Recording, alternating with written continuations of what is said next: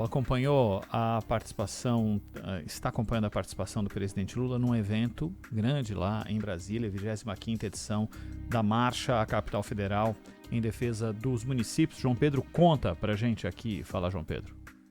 O presidente Lula esteve na Marcha de Prefeitos em Brasília e fez acenos para a pauta dos municípios em um ano eleitoral. O evento teve a presença de 2.500 prefeitos de todo o país, além dos presidentes do Senado, Rodrigo Pacheco, e da Câmara, Arthur Lira. O principal assunto comentado na marcha foi o desastre climático no Rio Grande do Sul, além do impacto nos municípios. O presidente Lula afirmou que não é possível que o país seja desenvolvido se as cidades forem pobres e que é preciso investir nos municípios. Não é possível o país ser rico se a cidade é pobre.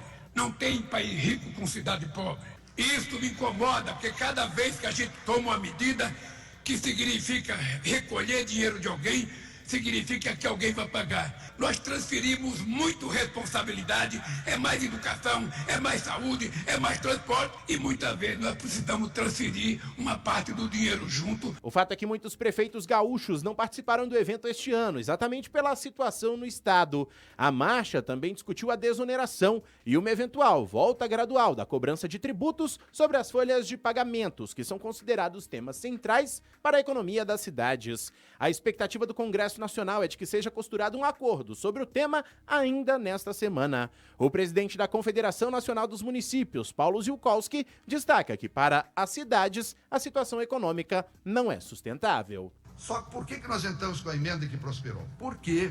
Como é que um clube de futebol, presidente, paga 5% de previdência patronal? Os filantrópicos não pagam nada, o Simples Nacional não paga, as igrejas não pagam e o município é uma empresa? Por que nós que prestamos serviço à sociedade temos que pagar 22%? Pelo atual texto, os municípios deixam de pagar 20% sobre a folha de pagamento e pagam somente 8%. Mas para o governo federal, essa renúncia fiscal não é sustentável a longo prazo. A marcha de prefeitos termina na quinta-feira e até lá existe a expectativa de um diálogo com ministros, integrantes do judiciário, além de deputados e senadores. Num ano em que os municípios vão ter eleição e a importância do governo federal com o quinhão que sai do governo federal para os municípios, a ajuda aos municípios, esse diálogo mais do que nunca vai ser flagrante no ano em que o governo federal precisa recuperar a popularidade via prefeitos. Isso pode acontecer? Ou pode pelo menos ser tentado, Zaidan?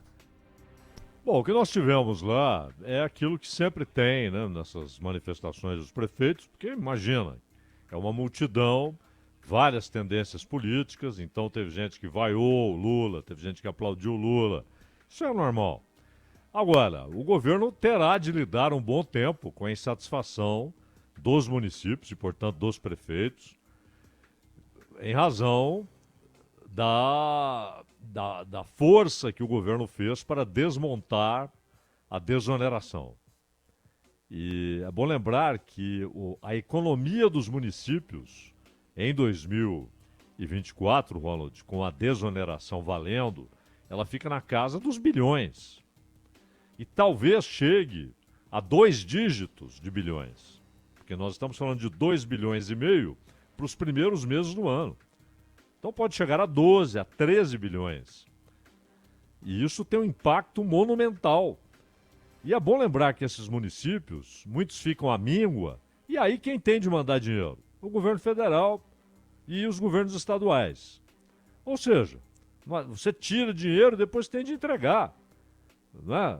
Senão o município não tem como pagar nem funcionário. Tem município aí que o que ele tem de receita, ele não consegue pagar o custeio.